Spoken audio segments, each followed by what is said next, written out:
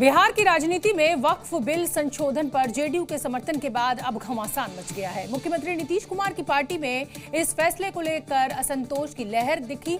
नाराजगी इस कदर बढ़ गई कि अल्पसंख्यक प्रकोष्ठ के कई नेताओं ने पार्टी से इस्तीफा दे दिया और नीतीश कुमार पर गंभीर आरोप भी लगाए। एक तरफ संसद में वक्फ बिल पास होने की कगार पर था, तो वहीं दूसरी ओर बिहार में जेडीयू के अंदर घमासान शुरू हो गए और एक के बाद एक मुस्लिम नेताओं के इस्तीफे आने लगे। जेडीयू नेता मोहम्मद कासिम अंसारी, जेडीयू के अल्पसंख्यक प्रकोष्ठ के प्रदेश सचिव मोहम्मद शाहनवाज, जेडीयू अल्पसंख्यक विभाग के प्रदेश महासचिव तबरेज सिद्दीकी ने इस्तीफा दिया। तो जेडीयू एमएलसी गुलाम गौस पहले ही विरोध जता चुके थे और लालू प्रसाद से मुलाकात भी की थी। जेडीयू अल्पसंख्यक मोर्चे के नेताओं ने वक्फ बिल को जेडीयू के समर्थन को अफसोसनाक बताया। ये बहुत ही अफसोसनाक बात है और जिस तरह से ललन सिंह ने तेवर के साथ अपनी बात को रखा है, ये बहुत ही दुखद बात है हम लोगों के लिए। तो वहीं दूसरी ओर जेडीयू ने इन इस्तीफों को लेकर अपनी प्रतिक्रिया दी और कहा कि पार्टी का फैसला मुस्लिमों के हित में ही लिया गया है। सवाल इस बात का नहीं है, सवाल है कि पार्टी के वजूद को कायम रखना और पार्टी के निर्णय को मानना। नीतीश कुमार जी ने अल्पसंख्यक के लिए जो किया है, मैं पूछना चाहता हूं, कांग्रेस शासित प्रदेश में, गैर भाजपा शासित प्रदेश में कौन ऐसा राज्य है जिसने बजटीय आवंटन किया हो? ईद के मौके पर भी कुछ मुस्लिम संगठनों ने नीतीश कुमार की इफ्तार पार्टी का बहिष्कार किया था। हालांकि कई संगठन शामिल भी हुए, लेकिन चुनावी साल में नीतीश कुमार से अल्पसंख्यकों की नाराजगी का क्या असर होगा, ये तो आने वाला वक्त बताएगा।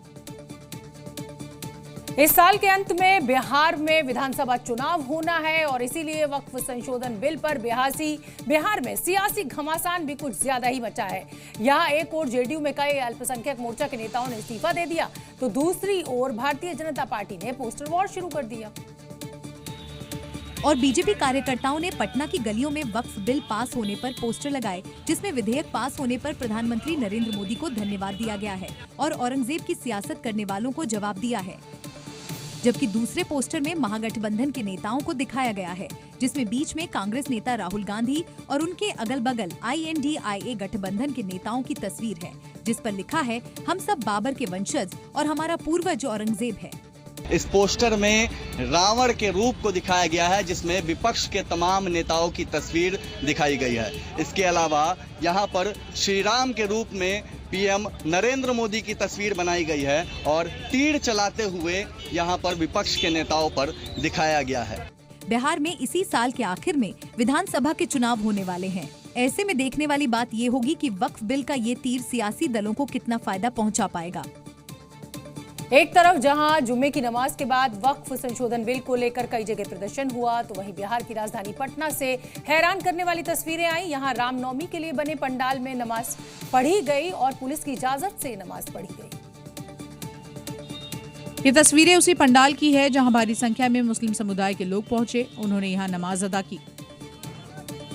दरअसल दावा किया जा रहा है कि जुम्मे की नमाज पर पटना के स्टेशन रोड पर अक्सर सड़क पर नमाज पढ़ी जाती है, लेकिन इस बार रामनवमी की तैयारी भी जोरों पर है। बताया जा रहा है कि हर बार की तरह इस बार भी मंदिर प्रशासन ने सड़क पर करीब 1.5 किलोमीटर पंडाल लगवाया, जिसके कारण भाईजान को नमाज पढ़ने में दिक्कत हुई। दावा किया जा रहा है कि प्रशासन से अनुमति मिलने के बाद उन लोगों ने पंडाल के नीचे ही नमाज पढ़ी।